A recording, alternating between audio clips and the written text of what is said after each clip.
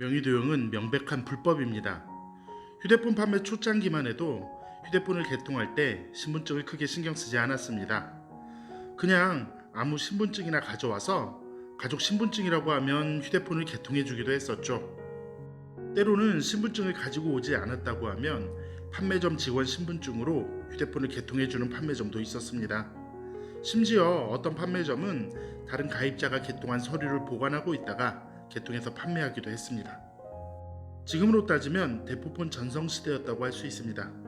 그만큼 초창기에는 개인정보에 대한 경각심이 별로 없었고 처벌 규정도 철저하지 못해서 가능한 얘기였습니다.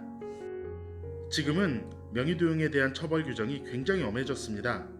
개인정보보호법을 위반하여 명의도용을 하게 되면 5년 이하의 징역 또는 5천만 원 이하의 벌금형에 처해지게 됩니다.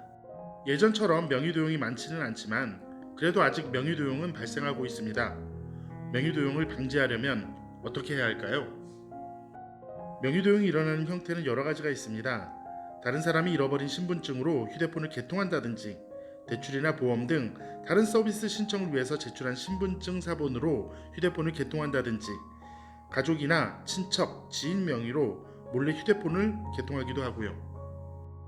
이전에 개통할 때 사용한 신분증 사본을 이용하여 휴대폰을 개통하는 것도 명의도용입니다. 쉽게 말해서 본인의 신분증으로 직접 개통하는 경우를 제외하면 모두 명의도용이라고 할 수 있습니다. 물론 대리인을 통해서 개통하는 것은 괜찮지만 이럴 경우에는 인감증명서, 위임장 등 훨씬 많은 서류가 필요합니다. 명의도용을 하는 사람은 가입하려고 하는 사람일 수도 있고 판매점일 수도 있습니다. 그런데 판매점은 휴대폰을 가입할 때 반드시 본인인지 확인해야 할 의무가 있으므로 명의도용이 발생할 경우에 판매점은 반드시 법적인 책임을 지게 되어 있습니다. 그리고 명의도용으로 휴대폰을 개통할 때는 명의자 본인이 없기 때문에 신청서에 사인을 다른 사람이 하게 됩니다. 결국 필연적으로 사문서 위조가 뒤따르게 되죠. 우리나라에서는 휴대폰을 개통하기 위해서는 반드시 신분증이 있어야 합니다. 결국 모든 명의도용에는 신분증이 필요합니다. 그렇기 때문에 명의도용을 방지하는 것은 신분증을 잘 관리하는 것이 처음이며 마지막입니다. 명의도용을 당하지 않으려면 어떻게 해야 할까요? 첫 번째, 신분증을 분실했으면 반드시 바로 분실신고를 해야 합니다. 분실신고를 하는 순간 그 신분증은 어떤 서비스에도 가입할 수 없는 신분증이 됩니다. 이렇게 설명을 하면 분실신고를 해도 그 신분증을 사용할 수 있는 것 아닌가요? 라고 질문을 하는 사람이 꼭 생깁니다. 그런데 그게 그렇지 않습니다. 모든 신분증에는 발행일자가 적혀 있습니다. 예전에는 주민등록번호만으로 신분증을 검증했는데 지금은 주민등록번호 그리고 발행일자로 신분증을 검증합니다.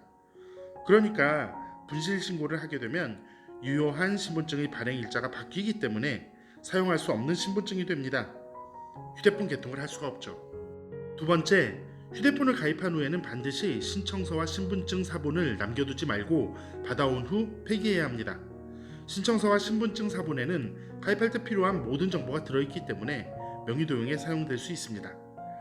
특히 최근에는 기간통신사에서 가입할 경우에는 신분증 사본을 만들지 못하게 되어 있습니다. 우체국에서 알뜰폰을 가입할 때도 신청서와 신분증 사본을 받아오면 안심할 수 있겠죠. 첫 번째, 아주 근본적인 해결책이 있습니다. 현재 가입한 통신사에 아예 내 이름으로 휴대폰을 가입하는 것을 제한해달라고 요청하는 것입니다. 가입 제한 요청은 통신사뿐만 아니라 한국정보통신진흥협회에서도 할 수 있습니다. 가입 제한을 걸어버리면 제한을 풀기 전까지는 누구도, 그러니까 명의자 본인도 휴대폰에 가입할 수 없습니다. 그런데 많은 분들이 명의도용 때문에 걱정이 돼서 가입 제한을 걸어놓은 후 어디서 가입 제한을 걸었는지 몰라 가입을 못하는 수도 생깁니다. 이럴 때는 엠세이퍼 사이트에 가서 공인인증서로 가입 제한을 풀면 가입을 할 수 있습니다. 좀 귀찮을 수는 있는 대신 가장 확실한 방법입니다. 그럼 명의도용을 당했을 때는 어떻게 해야 할까요? 일단 명의도용을 당했으면 빨리 조치를 취해야 합니다. 그렇지 않으면 나중에 분쟁에 휘말릴 수도 있고 내 명의로 된 폰으로 범행이 이루어질 수도 있습니다. 게다가 이 휴대폰을 내가 개통한 것이 아니라는 것을 증명하지 못하면 요금이 과다하게 부과되었을 때 내가 요금을 낼 수도 있습니다. 휴대폰이 범죄에 사용되었다면 죄를 뒤집었을 수도 있습니다. 현재는 휴대폰이 개통이 되면 내 명의로 된 모든 휴대폰에 개통이 되었다고 문자가 가도록 되어 있습니다. 내가 개통을 하지 않았는데도 갑자기 내 휴대폰에 개통을 했다는 문자가 날아온다면 재빨리 해당 통신사에 연락을 해서 명의도용을 알리고 해지하도록 해야 합니다.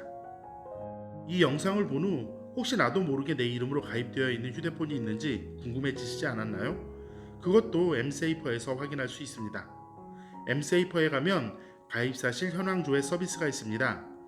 휴대폰뿐만 아니라 인터넷 전화, 일반 전화, 인터넷 등도 확인할 수 있습니다.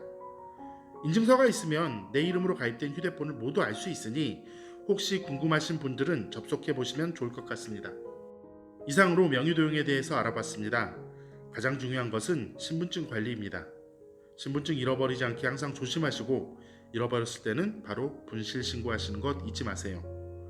이상 위너스텔이었습니다. 감사합니다.